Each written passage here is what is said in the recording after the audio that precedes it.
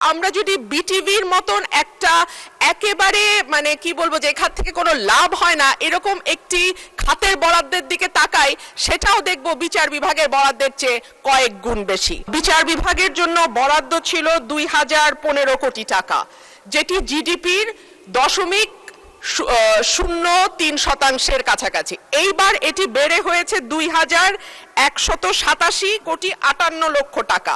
মাননীয় স্পিকার, এটাও জিডিপির 0.03% মতো, এর বেশি নয়।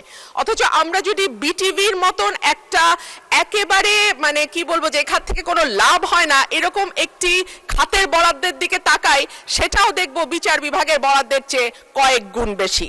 মাননীয় স্পিকার, আমরা যদি আইনের শাসনের কথা বলি, ন্যায় বিচারের কথা বলি, সকলের জন্য সমান অধিকারের কথা বলি, সেটা একটা সুষ্ঠু বিচার বিভাগ না থাকলে সম্ভব হবে না। এখন পর্যন্ত পেন্ডিং মামলার সংখ্যা 50 লক্ষের উপরে, অর্থাৎ মামলা জট একটি বড় সমস্যা। বেঞ্চ এবং বারের অধিকার যদি আমরা রক্ষা করতে না পারি, আমরা দেশে আইনের শাসন কখনোই প্রতিষ্ঠা করতে পারবো না। মাননীয় স্পিকার, কয়েক মাস আগে আপনি যেমন সুপ্রিম কোর্টে ছিলেন, আমরাও ছিলাম সুপ্রিম কোর্টে। আপনি আমাদের সমস্যা যেভাবে যত কাছের থেকে দেখেছেন, এই সমস্যার ভেতর দিয়ে আপনি গেছেন, আমরাও কিন্তু সেই একই সমস্যার ভেতর দিয়ে এখন যাচ্ছি।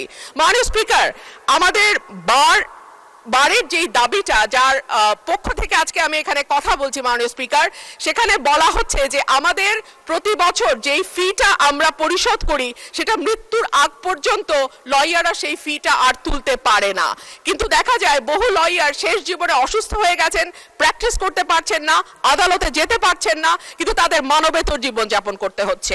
একই ধরনের কথা শিক্ষানবিশ আইনজীবীদের ক্ষেত্রেও প্রযোজ্য। মাসে 2000-5000 টাকা তাদেরকে সিনিয়ররা দেন, কখনো দেন না। তাদের সকলের জন্য মাননীয় অসংখ্য ধন্যবাদ মাননীয় সদস্য।